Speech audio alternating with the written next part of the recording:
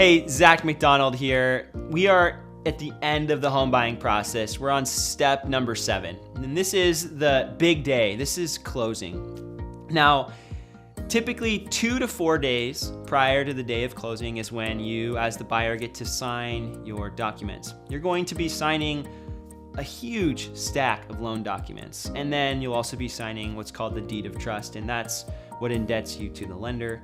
And if you're just paying cash, you're not going to have very many documents to sign. And so it does vary, but most people are actually buying with a loan. The majority of people do. And this closing process, this closing day is so exciting for me as the real estate agent, but also for you as the buyer. Hopefully you've signed your documents early. Sometimes there are days where we sign on the same day as closing. It's possible if we sign early in the morning.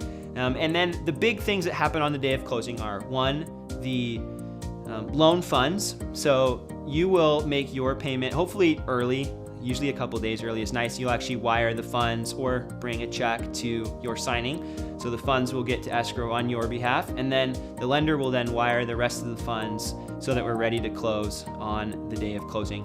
And then after the funds have been received, the escrow company will send the documents to get recorded. That's a deed of trust to the county.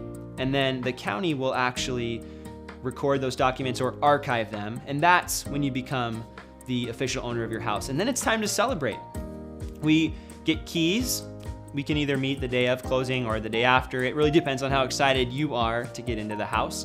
And then we get to celebrate. I typically bring some champagne, maybe a little card, and we just have a little time to hang out, walk through the house, and if you want, I can just leave. But really, it just comes down to what you want. But at this point, we just get to celebrate. You get to move into your new home, and afterwards, after this process is all over, my job and my goal as a real estate professional is to stay in touch with you and be a resource for you long term.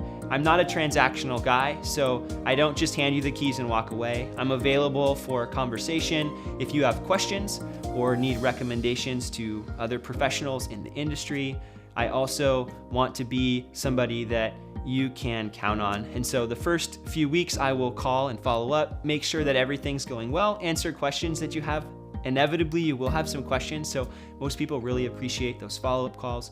And then just long-term, I want to be your real estate agent. I don't want to just be your real estate agent on this one transaction. I want to be your real estate agent. And if you have friends, family members that are looking to buy or sell, I want to be their real estate agent. And so I want to earn your business in the long run and do such a great job that you want to tell everybody else about your experience.